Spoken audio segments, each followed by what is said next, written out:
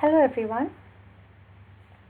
Let us solve some of the selected problems from tutorial 3 MA108 differential equations.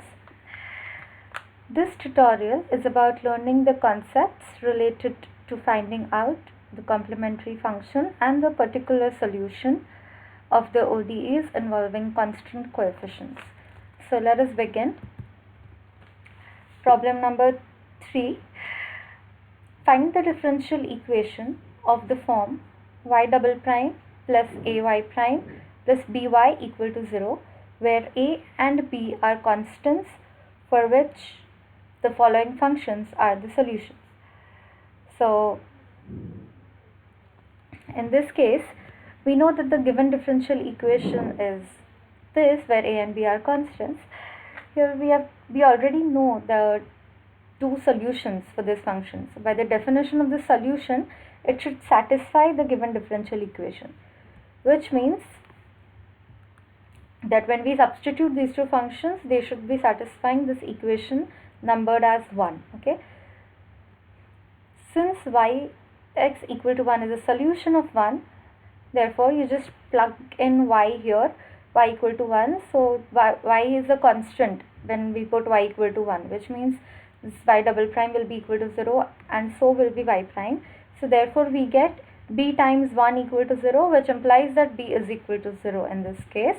And also next we need to substitute e to the minus 2x in this. Okay, so once we do that, we get this, as we know that e raised to minus 2x can never be equal to 0, so we take it out common and then we get 4 minus 2a is equals to 0, which implies that a is equal to 2.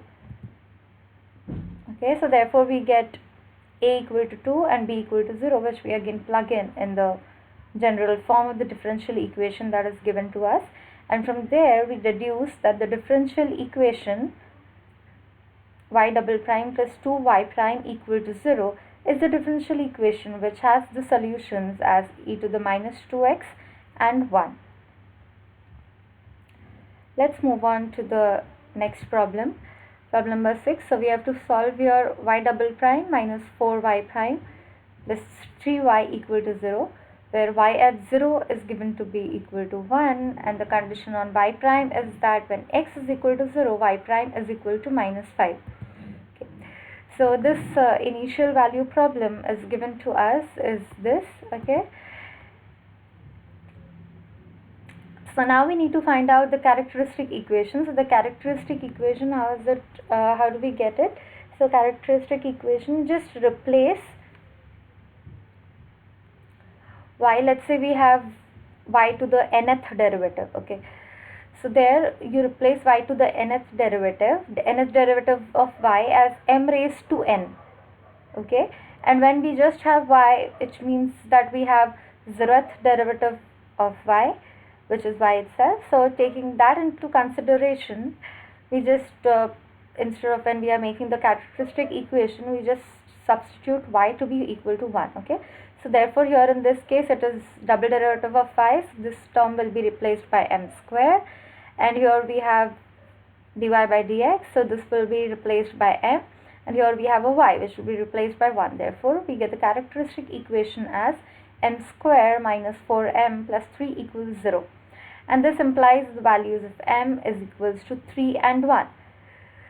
So once we have the roots of the characteristic equation, how do we determine the complementary function? Okay, this is how we do it.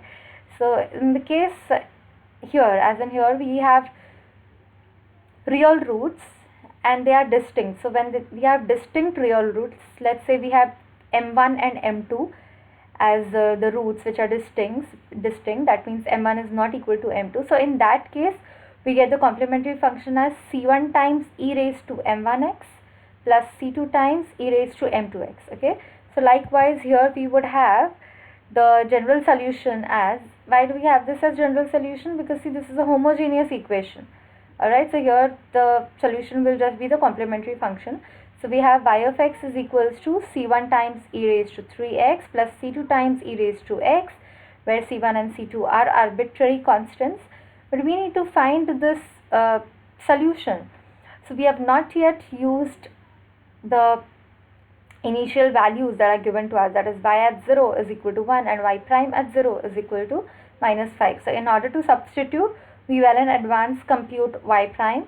Okay, so y prime turns out to be 3c1 e to the 3x plus c2 e raised to x, where c1 and c2 are arbitrary constants. Applying the initial conditions, we get these two equations. Okay, y at 0 is equal to 1, so here instead of y there will be a 1, and here instead of x you put it 0, so we have here on the right hand side c1 plus c2, and likewise here when we put x equal to 0, we would just have 3c1 plus c2, and here we would have minus 5.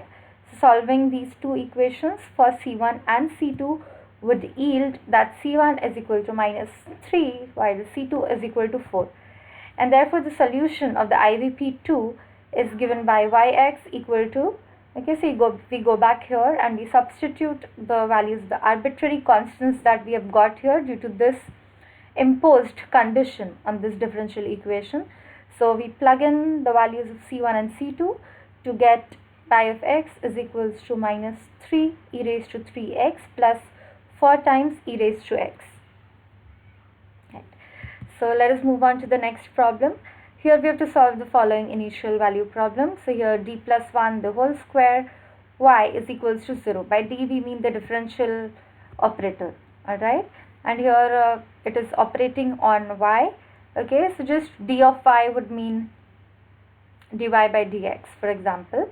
And here also we have the conditions given as follows: y at 0 is equal to 1 and y prime at 0 is equal to 2. Okay, so the IVP is this. So here we need to have the characteristic equation once again. So characteristic equation, we just replace the differential operator by m, and we have the characteristic equation as m plus 1 the whole square. So in this case we get repeated roots of the characteristic equation. Well, what does one do in this case is the following. Let's say we get the two repeated roots as m1 comma m1. Okay, so m1 comma m1, so the solution turns out to be y is equal to c1 plus c2x whole multiplied by e raised to m1x. Okay, this is the complementary function in that case. So here likewise we get the general solution is c1 plus c2x times e raised to m1x. m1 here is minus 1, therefore e raised to minus x. Now again, as we have seen in the previous problem, we need to impose these conditions. For that we need the expression of dy by dx, so we compute that out here. We have to use the product rule. Alright, so this derivative would be the derivative of this times e raised to minus x plus e raised to minus x times the derivative of this. Okay, so we get it as this, and then where c1 and c2 are the arbitrary constants. Now we go on to substitute the conditions that are given to us. So applying these initial conditions, we get c1 equal to 1 and c1 plus c2 equal to 2. It's easy, but let's see how does it happen. Y at 0 is given to be 1. Okay, so here we substitute, instead of y we put it 1 and x is equals to 0. Okay, so on the right hand side we put x is equals to 0. Okay, here when we put x equal to 0 on the left hand side, it is y of 0 which is equal to 1, and here we have c1. Okay, therefore c1 is equal to 1 and y prime at 0 is equal to 2, so y prime at 0 is 2, so the left hand side is 2, and the right hand side out here is c1 plus c2 minus 0. Yeah, so we have c1 plus c2 is equal to 2. So solving these two equations again for c1 and c2 gives us c1 is equals to 1 and c2 is equal to 1. Therefore the solution of the IPP is equal to y of x is y of x equal to 1 plus x times e raised to minus x. We just need to substitute here values of c1 and c2, which gives us 1 plus x times whole multiplied by e raised to minus x. Okay.